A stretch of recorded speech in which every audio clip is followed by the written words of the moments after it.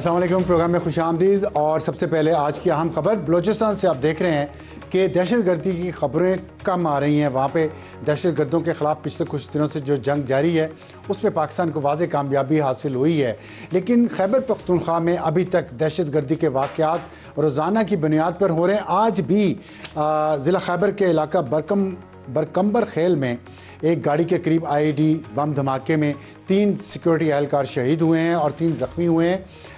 ये बहुत ही एक ऐसा मुसलसल सिलसिला चल रहा है जिसमें टीटीपी और बीएलए पाकिस्तान के अंदर दहशतगर्दी की कार्रवाइयों में मुलव्विस हैं।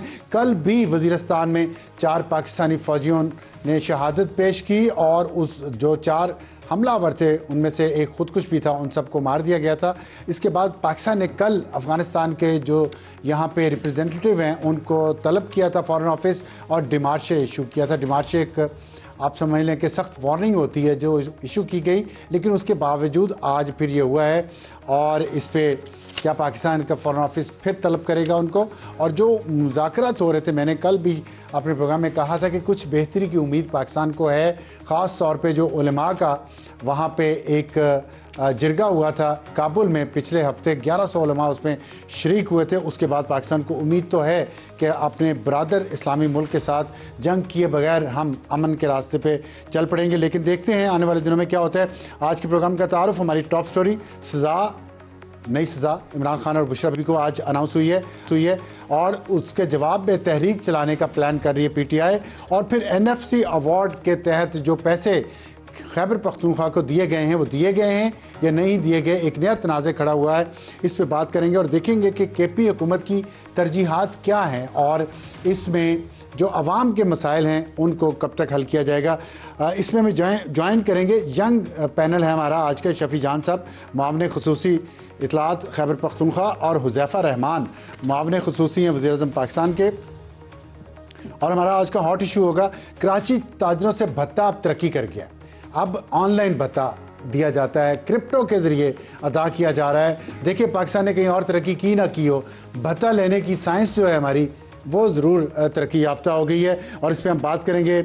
मोहम्मद हसन बख्शी चेयरमैन आबाद हैं association of builders end developer Pakistan, और नवीद कमाल हमारे क्राइम रिपोर्टर हैं कराची से। और जब साइंस एंड टेक्नोलॉजी की बात करते हैं तो एडिटोरियल में हम देखेंगे कि साइंस एंड टेक्नोलॉजी के लिए कितना फ़ंड मुख्तस हुआ और कितना इस्तेमाल हुआ, हमारी तरजीहात बाकी जगहों पे क्या है, और हमारे से ज़्यादा बेहतर तो हुकूमत से ज़्यादा बेहतर तो क्रिमिनल माइंड जो हैं वो काम कर रहे हैं इस मुल्क में। तो आज के प्रोग्राम का आगाज़ शफ़ी जान साहब मुआविन इत्तलात खैबर पख्तूनख्वा, खुश आमदीद हमारे प्रोग्राम में तशरीफ़ लाने का और बहुत शुक्रिया। हुज़ैफ़ा रहमान मुआविन ख़ुसूसी वज़ीर-ए-आज़म पाकिस्तान, आपका भी बहुत शुक्रिया। तो पहले मेरा ख़्याल है जो सज़ा हुई है, मैं शफ़ी साहब आपकी तरफ सज़ा जो नहीं हुई है, 17 साल कैद की सज़ा मज़ीद अनाउंस की है तोशा खाना 2 में, उसके जवाब में हमने देखा है कि अब खान साहब का भी बयान आया है और उन्होंने भी ये कहा कि अब कोई चारा नहीं है सिवाय तहरीक चलाने के। सुहेल आफरीदी ने भी कहा कि इस दफ़ा हम आएंगे तो पूरी तैयारी करके आएंगे। किस किस्म की तैयारी करके आएंगे? शुक्रिया अफसार साहब। आपने देखा होगा कि आज जिस तरीके से सज़ा सुनाई गई है उसमें जो बुनियादी तकाज़े हैं इंसाफ के, कानून के, वही पूरी नहीं हुए। ना ही हमारी वकीलों को रसाई मिली। जज साहब आए हैं और आते ही उन्होंने अपने साथ लाया हुआ फ़ैसला 59 पेजेस का, हमारी वकीलों का इंतज़ार नहीं हुआ और वो सुना दिया गया। कोर्ट में कौन कौन मौजूद था उस वक्त? कोई मौजूद था, हमारी वकला तो रास्ते में थे। सलमान सफदर नहीं पहुंचा, उनकी फैमिली को नहीं मिलने दिया गया, बुशरा बीबी की फैमिली गेट पे थी। हमारी मीडिया भी नहीं था? मीडिया का मुझे नहीं इल्म। अच्छा, लेकिन हमारे जो आपका मतलब जो बुनियादी तकाजा है कानून का, इंसाफ का, कि हमारे वकील के ना होते हुए इमरान खान साहब वहाँ पे मौजूद थे, बुशरा बीबी साथ मौजूद थी, लेकिन हमारे वकला ना बुशरा बीबी के वकला ना इमरान साहब के वकला कोई भी वहाँ पे मौजूद नहीं था, ना ही कोई फैमिली मेम्बर वहाँ पे मौजूद था। और उन्होंने 59 पेजेस अपने साथ लाया हुआ फ़ैसला सुना दिया। अब देखिए अफसार साहब, ये जो फ़ैसला था ये तोशा खाना 2 का फ़ैसला है। इस पाकिस्तान में आपने देखा होगा कि तोशा खाना से पहले भी शहबाज शरीफ ने, यूसुफ रज़ा गिलानी साहब ने कीमती तोहफ़े लिए, सोने की गाड़ियाँ, उस पर तो किसी ने कार्रवाई नहीं की।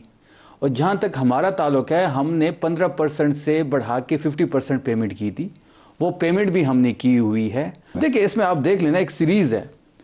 हम 10 दफ़ा अडियाला आए, सीएम साहब को नहीं मिलने दिया, सीएम पंजाब को खत लिखा, उज़मा बुखारी कहती है जो उनके पास वक्त नहीं है कि वो आपका खत का जवाब दे। पीएम से फ़ोन पे बात हुई, वो कहते हैं मैं पूछ के बताता हूँ। किससे पूछते हैं, कब पूछते हैं और पूछ के क्या हमें जवाब देंगे, उसका इंतज़ार है। चीफ जस्टिस को 3 दफ़ा हमने कॉल की, हमारी कॉल अटेंड नहीं की गई। हमने चीफ जस्टिस ऑफ इस्लामाबाद से मिलना चाहा, वो हमसे मिलने से इनकारी है। हमारे पास इस्लामाबाद हाई कोर्ट का एक ऑर्डर है जिसके ज़रिए ये ऑर्डर में लिखा हुआ है कि सोहेल अफरीदी साहब की मुलाकात करवाई जाए इमरान खान साहब से, उस पर अमल दरामद नहीं हो रहा। आप मुलाकात करने के लिए तहरीक चलाएंगे? नहीं, हमारी मुलाकात नहीं हो रही, हमारी सुनवाई नहीं हो रही। कानून और आइन को पामाल किया गया। जेल सुपरडेंट इतना ताकतवर है कि ना अदालती फैसला मान रहा है, ना वो आइन और कानून मानता है। तो हमारे पास रास्ता कौन सा बचा है? ये फैसला तो अवाम भी कर ले, सारी दुनिया कर ले, या पूरा पाकिस्तान ये तमाशा देख रहा है। एक ही रास्ता बचता है, मजम्मत का।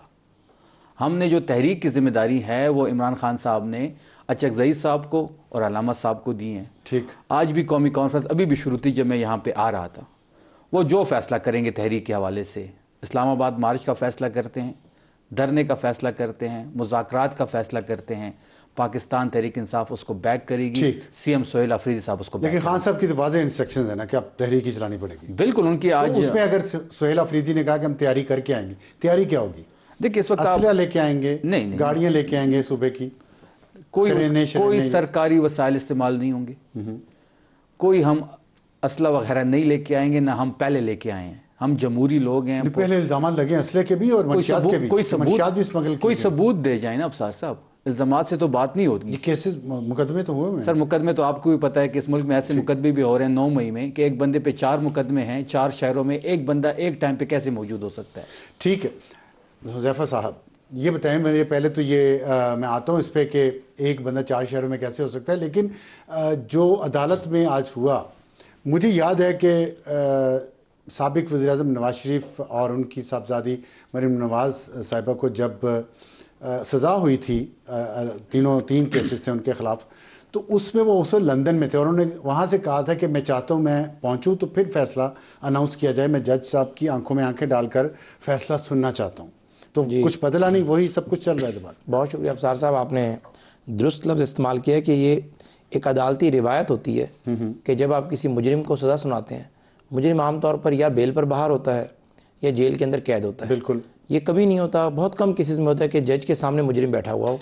अदरवाइज़ होता ये है कि आपका वकील कोर्ट रूम में मौजूद होता है और वो फैसला सुनता है। ये कॉमन प्रैक्टिस है। वकील भी नहीं पहुंचने दिया, वही अर्ज़ कर रहे हैं, कॉमन प्रैक्टिस रही है। लेकिन अगर वकील तो एक कौंसल होता है किसी बंदे का, अगर मुजरिम खुद सामने मौजूद हो तो एक कंपल्शन रहती नहीं है। बेसिकली जब बानी तहरीक इंसाफ मौजूद थे, बुशरा बीवी मौजूद थी, तो जज ने फैसला सुनाया कोई खिलाफ कानून नहीं है, कोई खिलाफ रिवायात नहीं है। अगर कैदी मौजूद है कोर्ट रूम के अंदर और या मुजरिम मौजूद है, वो ऑलरेडी ज़हर है वहाँ पर तोशा खाना का ट्रायल चलता रहा उसी कोर्ट के अंदर, और ये कहने लगे कि जी इतनी हसल बसल में सुनाया, 14 महीने ये केस चला है, और इन्होंने कहा कि जी इन फैक्ट्स को निगेट किया। शहबाज शरीफ साहब ने बतौर वज़ीर आला पंजाब और बतौर वज़ीर आज़म कभी तोशा खाना से एक पेंसिल भी अगर बतौर तोहफे में ली हो, कह रहे हैं, मैं बता रहा हूँ, अगर शहबाज ने बतौर पेंसिल भी कभी तोहफे में ली हो या उन्हें तोशा खाना में चीज़ें मिली और उन्होंने खुद रख ली हो, वो मैं इस ओहदे से रिज़ाइन कर दूंगा। शहबाज शरीफ को बतौर वज़ीर आला पंजाब जब कभी कोई चीज़ मिली उन्हें तोशा खाना में जमा करा दी। बतौर वज़ीर आज़म PDM के 16 महीने और अब के 2 साल तकरीबन जो भी चीज़ मिली उन्हें जमा कराई। इन्होंने मियाँ नवाज शरीफ साहब पर इल्ज़ाम लगाया। मियाँ नवाज शरीफ साहब ने अगर उस वक्त का कानून के मुताबिक 15% देकर कोई चीज़ रखी है तो कानून की वायलेशन तो नहीं हुई। आपके ऊपर इल्ज़ाम क्या है? आपके ऊपर इल्ज़ाम यह है कि एक चीज़ की कीमत है 50 करोड़ रुपए, आपने उसकी कीमत लगवाई है 20 लाख रुपए। 50 करोड़ की, मैं मिसाल दे रहा हूँ। अच्छा। इन जैसे बुल्गारी का सेट है, अगर उसकी कीमत 3.5 करोड़ रुपए है, आपने कीमत लगवाई है 12-13 लाख रुपए, 15 लाख रुपए, तो जाहिर है आपके ऊपर इस जुर्म की सजा आपको दी गई है। अगर आप उसे सही कीमत लगवाते और 50% अदा करते, लेकर जाते, कोई बात भी ना करता। आप हमेशा नैरेटिव बनाने के माहिर हैं। ये नहीं बता रहे कि एक चीज हमसे गलत हुई, एक चोरी हुई, चाहे वो चोरी 100 रुपए की है, चाहे चोरी 1 अरब रुपए की, सजा वही है। कत्ल 1 कर दें तो भी सजा मौत है, सजा कत्ल 100 करें तब भी सजा मौत है। आप अगर ये जुर्म ना करते, ये बुल्गारी का सेट आप घर ना लेकर जाते, कोई कलम या घड़ी आप घर ना लेकर जाते, तो इस कभी ना होती। ठीक है, आप कैसे कहते हैं कि प्लांटेड केस है? दूसरा, आपने इनके मैं सारे सवालों के जवाब दे दूं। दूसरा, इन्होंने कहा कि जी हम कभी असला लेकर नहीं आए। आप खुद एक अरसा हो गया, हम तो आपको उस्तादों में गिनते हैं इस दश्ती खाक छानते हुए, 26 नवंबर 2024 को पूरा शहर गवाह है कि 26 नंबर चुंगी के ऊपर एक सूबे की पुलिस तैनात थी, ये खुद कहते हैं, हमें रोकने के लिए। इनके पास ऐसा मुसल्ला जत्था था कि एक सूबे की पुलिस को कुचल के डी चौक पहुंच गए। क्या असला बरादर पुलिस, वाटर कैनन जिनके पास हो, आंसू गैस के शेल हो, उन्हें ये बगैर असले के जोर पे कुचले डी चौक आ सकते थे? अच्छा, मैं इस पे थोड़ा सा आगे चलना चाहता हूँ। आज शफी जान साहब, जो वफाकी वजीर बिलाल अजहर कियानी, उन्होंने कहा है कि वफाक ने 15 साल में 8,404 अरब रुपया दिया खैबर पख्तूनख्वा को, और आपकी हुकूमत ने यह कहा है कि 2,200 अरब रुपया हमारा बकाया है।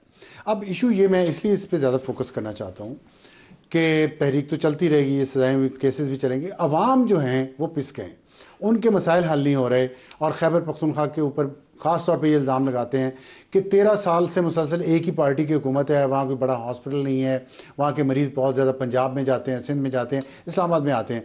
तो ये बताइएगा कि अगर ये बात दुरुस्त है कि 8,404 अरब रुपये आए हैं 15 साल में, तो कुछ 13 साल तो उसमें आपकी हुकूमत है, तो कुछ तो कहीं लगे हुए नज़र आने चाहिए थे ना, चाहे 2,200 आपके पेंडिंग अभी रहते हैं, फ़र्ज़ करें रहते हैं, तो क्या जवाब है इसका आपके पास? अफसार साहब, सबसे पहले तो हमारी ये कामयाबी है कि जिस तरीके से हमने इस मुद्दा को उठाया है, तो आज वफाक की हुकूमत ने इसको रिस्पॉन्ड किया है। वो जो फिगर उन्होंने जारी की हैं वो सही है या गलत है, ये एक अलग बहस है, लेकिन जिस तरीके से सोहेल आफरीदी साहब ने और पूरी हमारी गवर्नमेंट ने इस चीज़ को टेकअप किया है अपने हक के लिए, NFC का, वो खिराज तहसीन हम उसको पेश करते हैं। ठीक है, मैं अपने साथ सर पूरा डेटा लेके आया हूँ। जो आप कह रहे हैं कि जी 2,200 अरब रुपए हमारे बकाया हैं, हमारे बकाया हैं 4,758 अरब रुपए। अच्छा, आप तो उससे भी ज्यादा। जी, 1,375 अरब रुपए हमारे NFC कमीशन में रहते हैं। 531 अरब रुपए हमारे फाटा मर्जिंग, जो उन्होंने AIP के प्रोग्राम था जिसमें वादा किया गया था कि हर साल आपको 100 अरब दिए जाएंगे, 500 अरब रहते हैं उसमें रहते हैं 531 अरब। 700 अरब का वो अभी तक बनता है, उसमें हमें सिर्फ 168 अरब मिले हैं। PSDP में हमें 178 अरब का वादा था, उस वहां पे हमारे 54 अरब। कितने सालों में? ये पूरा डेटा है हमारे पास, 15 साल की बात। 15 साल की, जो 15 साल का वो दावा कर रहे हैं। जी। अच्छा, इसमें जी मर्ज एरिया करंट कमिटमेंट हमारे साथ हुई थी, बजट कमिटमेंट 331 अरब का, हमें 252 मिले हैं, 80 अरब यहाँ रहता है। वापडा में 3-3.5 अरब रहता है। नेट हाइडल पावर में 2,252 अरब रुपए हमारे, वो सिर्फ नेट। अच्छा, तो आपका टोटल जो है 4,758, टोटल 4,758.78। ठीक है, मैं ये बात, इसका जवाब ले लेते हैं, लेकिन मुझे सिर्फ इसका जवाब दें कि क्या 8,404 आए हैं? ये तो मैं कंफर्म कर दूंगा, मुझे इसकी कंफर्मेशन अभी नहीं है। कुछ तो आया 15 साल में ना? डेफिनेटली आया है, ठीक है, इसमें कोई शक नहीं है। वो जो खर्च हुए हैं उसके वो नजर क्यों नहीं आ रहे वहां पे? सर देखिए, देखिए इस वक्त हम एजुकेशन में इनसे आगे हैं, हेल्थ में हम सबसे आगे हैं, हम इसका मुआवजा कर लेते हैं। हमारे पास हंस रहे हैं आपकी बात, कर लेते हैं, मुआवजा कर लेते हैं, हंसी रोक नहीं सका। इस्लामाबाद एजुकेशन में आगे है पंजाब से। जी बिल्कुल आगे हैं। आप पर कैपिटा कितना खर्च कर रहे हैं पर हेड, चले बता दें। मेरी जान, कुछ चीजें परसेप्शन बेस होती हैं, कुछ चीजें नजर आ रही होती हैं। अब आप कहेंगे मर्सिडीज गाड़ी जो है नहीं ये कम है, मेरा ज्यादा बेहतर है, इसकी एवरेज अच्छी है। हम रियलिटी पे जाना चाह रहे हैं, फैक्ट्स पे जाना चाहिए। जी मैं फिगर दे रहा हूं। तो अब साहब देखिए, इस मर्सिडीज की मिसालें ना दें, हम पर कैपिटा खर्च कर रहे हैं 6,643 रुपए पर हेड, खैबर पख्तूनख्वा में हेड पे एक बंदे पे। ठीक है, पंजाब सबसे पीछे है 4,000। एग्रीड से एक सवाल का जवाब दें आप मेरे साथ। पिम्स चलें, कल चलें या मंडे को चलते हैं, वहां पे जाके देखिए खैबर पख्तूनख्वा से कितने मरीज आए हैं। इसी तरह पंजाब के पिंडी के हॉस्पिटल में चलते हैं। देखिए पिंडी और इस्लाम, नहीं सर, अफसार साहब नहीं। देखिए जो पिम्स और पिंडी की आप बात कर रहे हैं ना, तो बेसिकली पख्तून कम्युनिटी बहुत ज्यादा यहाँ पे है। 10 बड़े अस्पताल हैं पूरे पाकिस्तान में, उसमें से 2 बड़े अस्पताल पेशावर में हैं। कौन कौन सा? LRH, HMC, lady riding. हाँ, मैं उसका मेरे हमारे दोस्त हैं एक साथ, मैं आपको डेटा वहां दिखाया जो हालात हैं जो गंदगी के। नहीं, 1200 बेड का हॉस्पिटल है पूरे इस्लामाबाद में, 1200 बेड का हॉस्पिटल नहीं है। एक हमारा 1800 बेड का हॉस्पिटल है। सेहत कार्ड उसके अलावा है। बेड का कौन सा है? मैं आपको डेटा दे रहा हूँ उसके। अच्छा मैं आपको बता देता हूँ। अब हुज़ैफा उतनी देर आप ये बता दें कि आप वो सही कह रहे हैं, 1200 बेड का हॉस्पिटल इस्लामाबाद पूरे में नहीं है, 1800 बेड का नहीं है, और आप इल्ज़ाम उन पे लगाते हैं कि पैसा सही खर्च नहीं कर रहे। जी बहुत शुक्रिया जी। पहली बात तो ये है कि जो कानूनी पैसे, मैं चूँकि फिगर्स नहीं लेकर आया, आई वॉज नॉट इन्फॉर्म कि NFC में हमने इनकी कितने पैसे देने हैं, वो उसका फिगर नहीं, मैं वही अर्ज कर रहा हूँ कि जो फिगर ये बता रहे हैं मैं उस पर एक इत्तेफाक कर लूँ, या 2200 अरब रुपए जो इन्होंने कोट की है। पहली बात तो ये है कि एनएफसी के जो पैसे हैं सिर्फ वो कानूनी पैसे हैं जो ही क्लेम करते हैं, यानी जो कि जाहिर है उसके अंदर एक कॉन्स्टिट्यूशनल अमेंडमेंट हुई थी 2010 में तय हुआ था। बाकी पैसे कहेंगे जी वापडा के हमसे कमिट किए थे, पीएसडीपी कमिट किए थे। भैया आप 15 साल का फिगर लेकर आए हैं, ये सारा फिगर 18 से 22 से तो आप खुद हुकूमत में थे, बानी तहरीक साहब सारे पैसे इशू कर देते। नहीं ये देखिए, राउंड नहीं घूमना चाहते, मैं ये कह रहा हूं कि 2022 के बाद इनके कुछ पेंडिंग पैसे बनते हैं कि नहीं बनते? नहीं देखें, बात ये है कि 2022 के बाद जिन हालात में हमने हुकूमत संभाली, हमने मरकज के पीएसडीपी के सारे प्रोजेक्ट्स खत्म कर दिए। पंजाब में पीएसडीपी के प्रोजेक्ट्स जो हमने कमिट किए हुए थे वो भी शुरू नहीं किए। वजह ये कि मरकज के पास पैसे नहीं थे। पीएसडीपी का तो वो हो गया। इसके अलावा भी आप अगर वापडा की बात कर ले, फाटा की बात कर ले। अब बात ये है 531 अरब रुपया फाटा पे जाना था, और जिसकी वजह से फाटा डेवलप करता है, और आज जो कुछ हो रहा है वहां पे हमारे नुक्ता नजर है क्या बात आपने वही की, मैं इसको आगे बढ़ाता हूं। आप अवामी राय का कोई सर्वे करवा लें, आप अपने समा के ब्यूरो चीफ को लाइन पर ले लें, जो पैसा इन्हें 8,800 अरब रुपए दिया है, जिस तरीके से उन्होंने उसका इस्तेमाल किया है, ना वहां पर इन्होंने 700 अरब हमसे लिया, ना सीडीडी खड़ा कर सके, ना लॉ एंड ऑर्डर वहां बेहतर कर सके, ना वहां पर केपी के, मैं सर मुकम्मल कर लूं, ना केपी के पुलिस जो है रात को थाने छोड़कर चली जाती है। डेरा इस्माइल खान वो जिला है जहां से अली बिन गंडापुर खुद वजीर आला थे, वो खुद एडमिट करते थे कि वो मगरिब के बाद सी पैक के रूट की डेरा इस्माइल खान नहीं जा सकते। तो मकसद कहने का ये कि अगर जो पैसा आपको दिया गया, आप अगर उसका गलत इस्तेमाल करें, अस्पतालों की बातें कर रहे हैं, जो दोनों अस्पताल इन्होंने बताए हैं, क्या वो तहरीक इंसाफ के दौर में बने? देखिए मैं ये बिल्कुल सिर्फ इन्होंने बिल्कुल रिकॉर्ड को मस्क किया, मेरे भाई हैं ये। भाई बात यह है कि शहबाज शरीफ ने और अब मरियम नवाज ने 1500 बेड के तो नए अस्पताल बना दिए। जनरल एलिगेशन मुझे निश्तर हॉस्पिटल मेरा सवाल, अब मैं क्लेम करूं निश्तर जो है वो 2000 बेडेड है, हमने नहीं बनाया निश्तर, किंग एडवर्ड हमने नहीं बनाया। अच्छा ठीक है, हमने अस्पताल पंजाब के अंदर, आप कार्डियोलॉजी देख लें, मेरा सवाल सुन लें जी प्लीज। पिछले कई सालों से मुसलसल, ये 13 साल इनकी हुकूमत, 13 साल से खैबर पख्तूनख्वा की हुकूमत वफाक पे इल्ज़ाम लगाती है, वफाक वापस खैबर पख्तूनख्वा पे लगाता है। अवाम इसमें पिस रहे हैं। मुझे तो अवाम के बिहाफ पे जवाब दें कि आप दोनों इसका मैं मसला हल कर देता हूं 10 सेकंड में, या उनके लिए कुछ डिलीवर भी करेंगे। 10 सेकंड में हल कर देता हूं कि हम दोनों एक दूसरे पे इल्जाम लगा रहे हैं। हाँ। मैं समझता हूं एक न्यूट्रल जर्नलिस्ट है, आप खुद एनालाइज कर लें, मैं मानूंगा नहीं कर सकता। नहीं, इसका कोई फैसला तो होना चाहिए ना, इसका कोई फैसले का मैकेनिज्म है। देख लें, जो ये 700 अरब की बात कर रहे हैं ना, जो हमें इंफ्रास्ट्रक्चर के लिए एनएफसी अवार्ड में 1% मिलता है, वो इंफ्रास्ट्रक्चर के लिए मिलता है। ठीक है, जो इलाके दहशतगर्दी की वजह से इफेक्ट हुए हैं। ठीक है, सीटीडी के लिए, पुलिस के लिए हमें 1 रुपए नहीं देते। अगर ईच पैनी, सिंगल पैनी उन्होंने हम पे ये साबित कर दी, तो हम जो चोर की सजा, अभी इजलास कैबिनेट में सीएम सुहेल अफरीदी साहब ने 31 अरब रुपए का पैकेज दिया, जिसमें 14 अरब सीटीडी पे लगेंगे और बाकी जो है वो स्पेशल ब्रांच पे लगेंगे। लेकिन ये जो झगड़ा पैसे का पड़ा हुआ है, ये हल कैसे होगा? इसका कोई मैकेनिज्म है? इस पे तो हम बात करेंगे। अभी एक वर्किंग कमेटी बन गई है। वफाक को कहते रहेंगे, वफाक आपको कहता रहेगा। एनएफसी के जब इजलास में हमने शिरकत की है, उसके बाद एक वर्किंग कमेटी बन गई है इस पे। अब जनवरी के मिड में दोबारा एक इजलास होना है जिसमें हमने शिरकत करनी और सारा डेटा और सारी चीजें हमने वहां रखनी है। जहां तक हॉस्पिटल की बात थी, एलआरएच हमारे पास 1800 बेड का है, कीटीएच जो है 1200 बेड का है और एचएमसी 1280 बेड का है। और पूरे इस्लामाबाद में जिसके पास बहुत सारे वसाइल हैं, वहां पे मेरे ख्याल में कोई 1200 बेड का सबसे बड़ा हॉस्पिटल होगा। हम 5000 बेड का नया हॉस्पिटल बनाने जा रहे हैं पेशावर में। 1000 बेड का हॉस्पिटल मेरे हल्के कोहाट में बनने जा रहा है। तो ये जो गवर्नेंस की बातें करते हैं, फिर इनको इंटरनेशनल ट्रांसपेरेंसी की रिपोर्ट भी पढ़नी चाहिए। उसमें सबसे करप्ट इदारा जो है वो पंजाब पुलिस है। सबसे ज्यादा करप्शन सिंध में 46% है, पंजाब में 39% और खैबर पख्तूनख्वा का आखिरी नंबर है। हुज़ैफा, आखिर में सिर्फ ये बता दें कि बात तो उनकी ठीक है, पंजाब पुलिस पे इल्ज़ामात बहुत हैं, और खैबर पख्तूनख्वा की पुलिस पे ये इस तरह के इल्ज़ाम नहीं है। वो तो दहशतगर्दी में बड़ी जानें कुर्बान कर रहे हैं फ्रंट लाइन पर रह के। ये झगड़ा ख़त्म होगा या आप, मैं सीधा सवाल पूछ लेता हूँ, या आप दोनों जमातें अवाम को बेवकूफ़ बनाती रहेंगी जो सफ़र कर रहे हैं? अगर मुझे आप 2 मिनट, पैसे इनको दे दिए, वो किधर गए? वो कह रहे हैं मुझे 2 मिनट दे देंगे। 2 मिनट है नहीं मेरे पास। कितने? 1 मिनट। अच्छा, पहली बात तो ये अफसार साहब के अस्पतालों की इन्होंने बात की, इनमें से कोई अस्पताल भी तहरीक इंसाफ के दौर में नहीं बना। ये पुराने अस्पताल बने हुए हैं। ये बता दें कि इन्होंने 13 साल में कोई नया अस्पताल बनाया हो? पंजाब में दर्जनों हॉस्पिटल्स बने हैं। और जो पर बेड बात कर रहे थे ना इस्लामाबाद में, वो पेशेंट वो पेशेंट के ऊपर होता है। हाल बताएं। अच्छा, अब बात यह है कि आज में बड़ी खुशी हुई है, ये इल्जाम जो आपकी भी मेहरबानी कि तोशा खाना केस लाइमलाइट था, लेकिन आप असल इशू पर आए, आपने हम दोनों असल इशूज पे अपने बात की। अगर ये काश इसी तरह का रवैया अख्तियार करें, इस तरह के फिगर्स इनके केपी के वजीर आला मीटिंग्स में लेकर आए, एनएफसी की मीटिंग में लेकर आए, और यकीन करें, I am telling you at the cost of repetition, ये मसले हल हो सकते हैं। और ज़ाहिर है अगर 2200 अरब नहीं देंगे तो 1500 दे देंगे, 1800 दे देंगे, कुछ ना कुछ लेकर जाएंगे। जब होगी लड़ाई और मीटिंग में नहीं बैठेंगे तो मसले हल होंगे। आप मुत्तफिक हैं इससे? जहां तक आप इस बात से बिल्कुल मुत्तफिक है, सूबे का वज़ीर आला साहब आएंगे, बात होगी, हर इजलास में हम जाएंगे। ठीक, बहुत शुक्रिया शफी जान साहब और हुज़ैफा रहमान साहब। और यही वो बात है, यही वो एटीट्यूड है, यही वो तरीका है जिससे सियासी और जमहूरी रवायत मजबूत होगी और अवाम के मसाइल हल होंगे।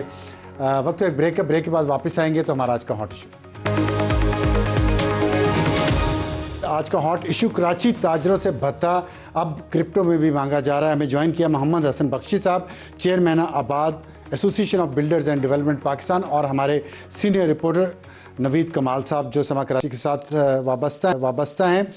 मसला ये है कि कराची में ताजरों से भत्ता करने के वाक़यात पर जो पुलिस की रिपोर्ट आई है उसके मुताबिक 8 वाक़यात हुए हैं। ईरान से, दुबई से और नाइजीरिया से कॉल्स आई हैं, फ़िलिपीन से भी कॉल आई हैं, और उसके बाद उनको गिरफ़्तार किया गया जो भत्ता मांग रहे थे। और जो CIA स्पेशल इन्वेस्टिगेशन यूनिट है उसने इस साल 2025 की जो कार्रवाइयों की रिपोर्ट दी है भत्ता की, उसके मुताबिक 2025 में भत्ताखोरी के 171 केसेस दर्ज हुए हैं।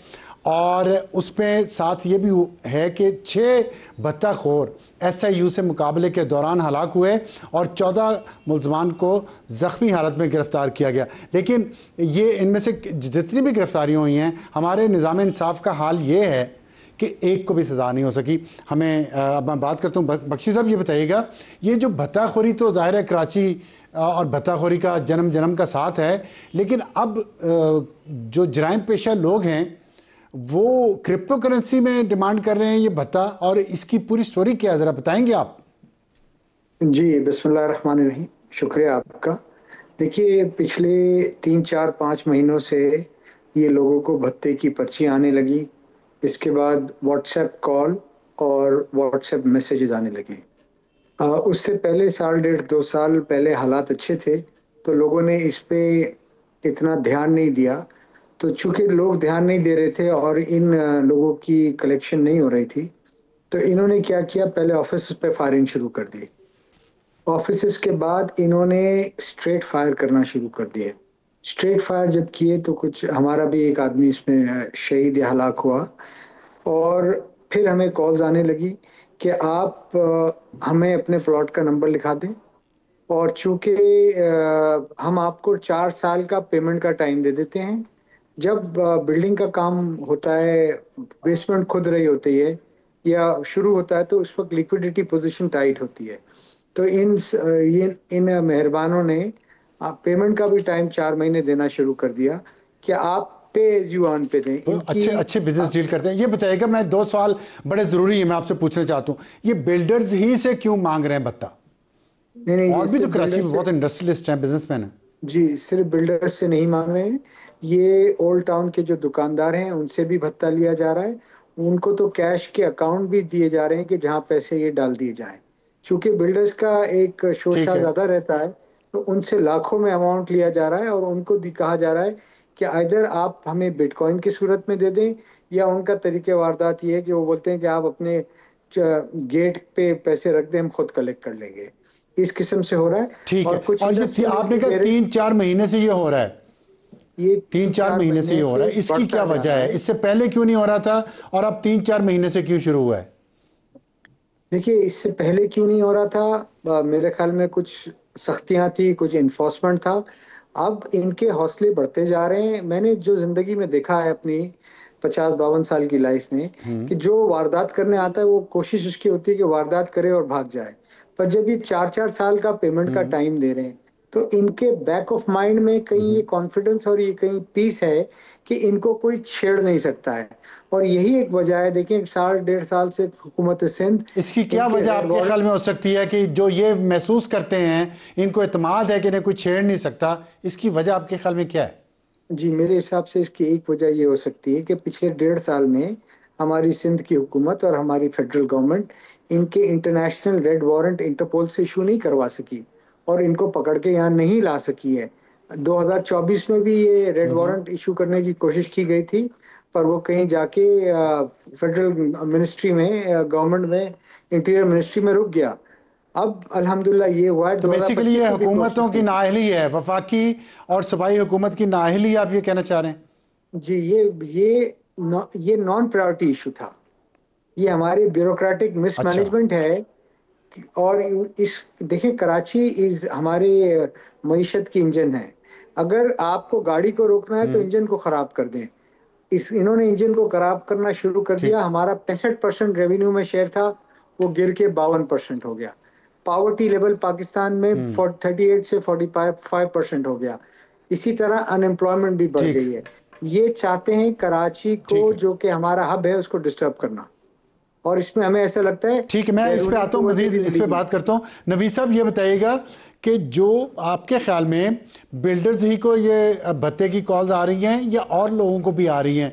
और बख्शी साहब फरमा रहे हैं कि नाअहली है वफाकी और सूबाई हुकूमत की कि वारंट नहीं जारी किया और 3-4 महीनों से ये मसला बढ़ गया। तो क्या कोई पोस्टिंग ट्रांसफ़र हुई हैं कुछ लोगों की, जो ये अचानक 3-4 महीनों में ये कार्रवाइयाँ बढ़ गई हैं?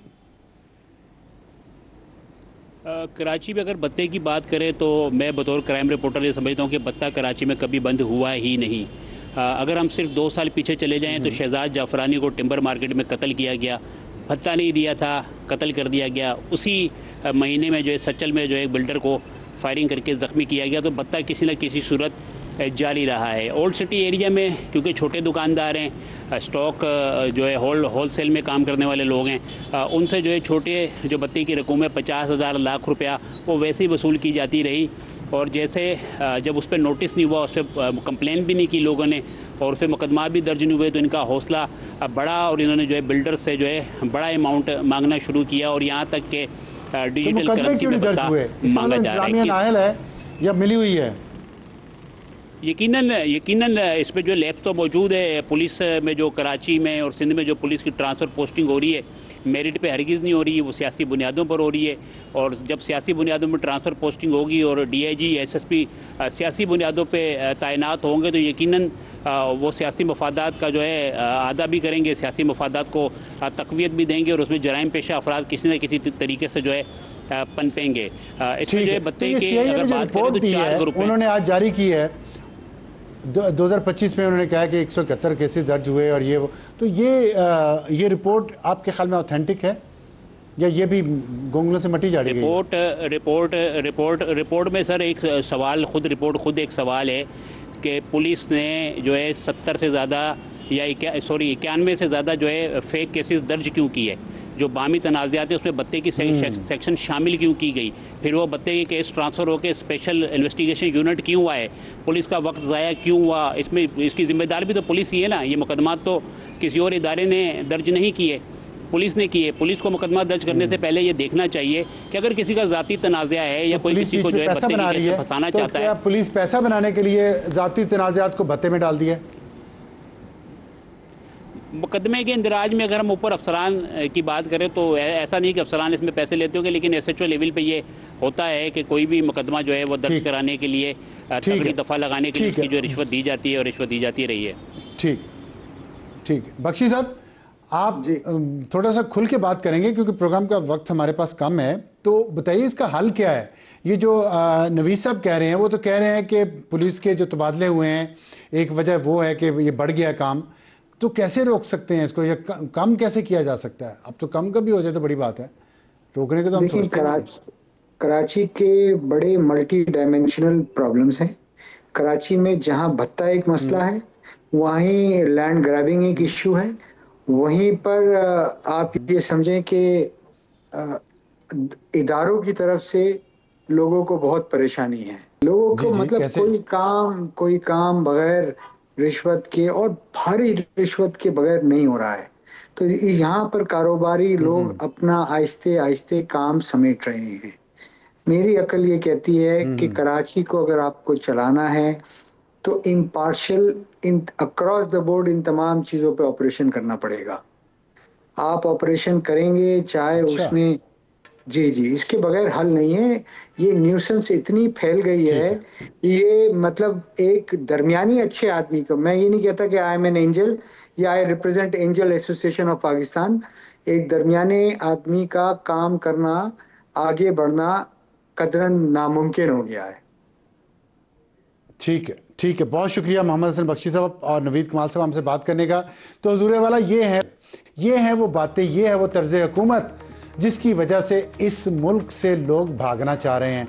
नौजवानों को यहाँ पे कोई मुस्तकबिल नहीं नज़र आता, लेकिन हमारे जो इदारे हैं वो रिश्वत खाने पे और लोगों की ज़िंदगियाँ मुश्किल बनाने पे लगे हुए हैं, अपना काम कर नहीं रहे। ना निज़ाम इंसाफ काम कर रहे हैं, ना निज़ाम पुलिस और ना ही सिविल इंतज़ामिया। तो इंसान किसके पास जाए और किसको जाके कहे? फिर आप शिकवे करते हैं कि दुबई में इस साल रिकॉर्ड कंपनियां रजिस्टर्ड हुई हैं पाकिस्तान की तरफ से। जब आप बिजनेसमैन का वहाँ रहना ही मुश्किल बना देंगे, इज्जत के साथ सांस लेना ही मुश्किल बना देंगे, तो वो क्या करें? पैसे को अमन चाहिए, अमन दें, इज्जत दें, सिक्योरिटी दें, फिर देखें पाकिस्तान में इन्वेस्टमेंट आती है कि नहीं आती। वक्त एक ब्रेक के बाद आज का एडिटोरियल, और वक्त है महाराज के एडिटोरियल का। आज का एडिटोरियल हम वैसे तो पाकिस्तान की हुकूमत ख़र्चे कम कर रही है, उसकी क्या वजह है वो भी हम बताते हैं। साइंस और टेक्नोलॉजी क्यों इतनी नज़रअंदाज की जा रही है, जबकि ख़र्चे आप दूसरे सेक्टर्स में भी कम कर रहे हैं। जो एक रिपोर्ट पेश की गई है असेंबली में, उसके मुताबिक साइंस एंड इंफॉर्मेशन टेक्नोलॉजी के लिए जो बजट एलोकेट किया गया था वो 37 अरब रुपया था पूरे साल का, लेकिन अभी 6 महीनों में ख़र्चा जो हुआ है वो सिर्फ 3.6 बिलियन तकरीबन ये बनता है 9% सिर्फ खर्च हुआ है, और ये ख़र्चा खुद कम किया जा रहा है। इसके बावजूद कि साइंस एंड टेक्नोलॉजी में पाकिस्तान को स्पेंड ज़्यादा करना चाहिए, क्योंकि दुनिया इस वक्त साइंस एंड टेक्नोलॉजी की बुनियाद पर तरक्की कर रही है, लेकिन हम अपने ना ही सिलेबस यूनिवर्सिटीज़ का ठीक कर रहे हैं, ना ही बच्चों को हम सही लाइन पर लगा रहे हैं, और उनको डिग्रियां ऐसे सब्जेक्ट्स की डिग्रियां दिलवा के फील्ड में भेज देते हैं जिसका कोई काम नहीं है फील्ड में। और ये इसलिए किया जा रहा है, सेहत में भी पैसे कम खर्च किया जा रहा है। ये सारे पैसे कम इसलिए खर्च किए जा रहे हैं कि IMF का दबाव है, और IMF का दबाव आप सोचेंगे साइंस एंड टेक्नोलॉजी पे क्यों कम है? सिर्फ साइंस एंड टेक्नोलॉजी पे कम नहीं है, IMF का दबाव ये है कि आपने रेवेन्यू इकट्ठा नहीं किया, उसमें शॉर्टफॉल है, तो अपने खर्चे कम करें। और खर्चे कम इन इश्यूज़ पे किए जा रहे हैं, साइंस एंड टेक्नोलॉजी पे और सेहत पे। क्यों? सबसे पहले तो FBR से पूछना चाहिए ना भाई, 1000 गाड़ियाँ नहीं खरीदी, अपने एम्प्लॉयज़ की आपने सैलरी 4 गुना बढ़वा ली, और फिर आपने टारगेट भी कम किया, उसके बावजूद वो भी पूरा नहीं कर सके, तो आप बैठे हुए क्यों हैं अपनी पोजीशन पे? इस कुर्सी को छोड़ क्यों नहीं देते? ये पूछना चाहिए, बजाय इसके कि आप साइंस एंड टेक्नोलॉजी पे कम कर दें। फिर ये मुल्क आगे कैसे बढ़ेगा? क्या गवर्नेंस है ये? क्या तरजीहात हैं? क्या कर सकता है इंसान? हम सिर्फ फ्लैग ही कर सकते हैं जो कर रहे हैं। आज के लिए इतना ही। खुदा हाफिज़ एंड गुड नाइट।